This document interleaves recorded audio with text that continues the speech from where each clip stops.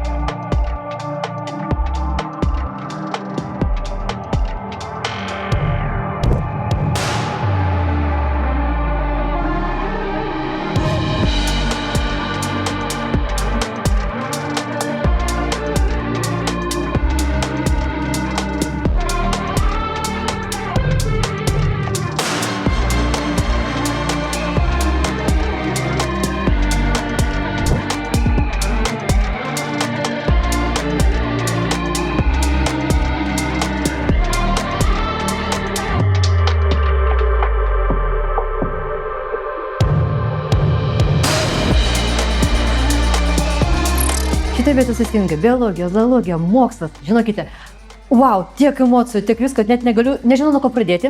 Bet pradėsiu nuo to, kad čia reikia registruotis, būtinai paskambinam ir atvykstam užsiregistravus.